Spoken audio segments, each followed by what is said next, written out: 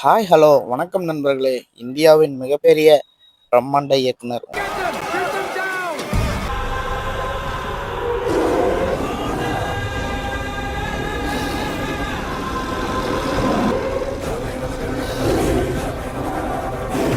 உங்களுக்கெல்லாம் சொல்ல தேவையில்ல, ராஜமௌலி.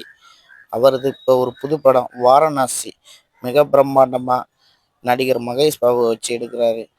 அது ஒரு நிகழ்ச்சி நடந்துச்சு. அந்த நிகழ்ச்சி பேச விமர்சனங்கள் நிறைய. ஆனால் அதை தாண்டி ஒரு மாட்டு சீன்ல வந்து மகேஷ் பாபு வராரு. அந்த மாட்டு சீனி இப்போ உள்ள தொழில்நுட்பம் கிராபிக்ஸ் காட்சிகளை வச்சு எப்படி எடுத்திருக்கலாம். ஆனால் அந்த கிராபிக்ஸ் அப்படியே வெட்ட வெளியா தெரியுது.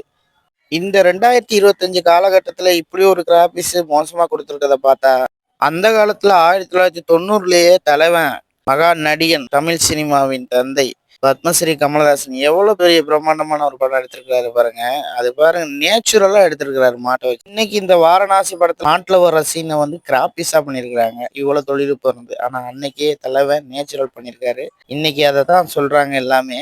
இவங்க இந்த வாரணாசி படத்துல கிராபிக்ஸ் காட்சி பண்ணது மட்டும் இல்லாம, அன்னைக்கே கமல்து சீனை பார்த்து இன்னைக்கு வச்சிருக்காங்கன்னா, ஆனா அப்படித்தான் இருக்குது. இது மருதநாயகம் ஞாபகம் தான் வருது. வந்தது சாதி என்றும் மனுஷனை துரத்துது மனு சொன்ன நீதி சித்தங்கலங்குது சாமி. கமல்து மேக்கிங் ஞானமே வேறங்க. ஏன்னா அந்த காலத்துல எடுத்த படத்தை இன்னைக்கு கம்பேர் பண்ணி பேசுறோம் பாத்தீங்களா, அதுதான் உண்மை. ஏன்னா அதுலயே ஒரு மிஸ்டேக் நடந்திருக்குது. மிஸ்டேக்னு சொல்ல முடியாது. இப்போ உள்ள மாதிரியே கிராபிக்ஸ் எல்லாம் அப்படியே ரெடி பண்ணியிருக்கிறாரு. பண்ணிட்டு அதெல்லாம் தலைவன் செட் ஆகாதுன்னு தூக்கி போட்டு நேச்சுரலாகவே பண்ணிடலாம் அப்படின்னு பண்ணியிருக்காரு. அதனால தானே இன்னைக்கும் தலைவன் மேக்கிங்கை பற்றி நம்ம பேசிக்கிட்டு இருக்கிறோம். அது தலைவரது மேக்கிங்கே தனித்துவங்க, நேச்சுரலுங்க. அதுதான் இன்னைக்கும் நம்ம பேசுகிறோம். மருதநாயகம் கெட்டப்ப ரெஃபரன்ஸாக வச்சு இன்னைக்குமே நிறைய தமிழ் சினிமா வந்திருக்குது. ஆனால் அவரது சீன்ஸை வச்சு இன்னைக்கு இப்படி எடுப்பாங்கன்னு நினைக்கல. அதுவும் இவ்வளோ பிரம்மாண்டமான ஒரு டைரக்டர் இவ்வளோ படுமோசமான சீன்ஸை இப்படி காட்சியளிப்பாருன்னு நான் நம்பவே இல்லை. சொல்ல முடியாதுங்க. மிகப்பெரிய ஒரு இயக்குனர் தான், நல்லா எடுக்கலாம். படம் வெளிவராமல் நம்ம எதையும் பேச முடியாது. ஏன்னா எனக்குமே ரொம்ப பிடிக்கும் இவர். அதிர்ச்சியான பிரம்மாண்டங்கள் நிறைய.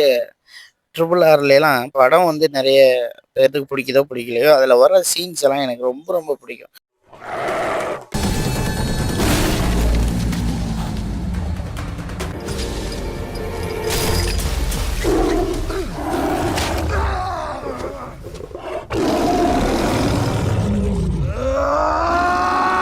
இன்றைக்குமே நான் போர் அடிச்ச பார்ப்பேன். உங்கள் என்ன கருத்துன்னு கமெண்ட்ஸில் போடுங்க. ஓகே.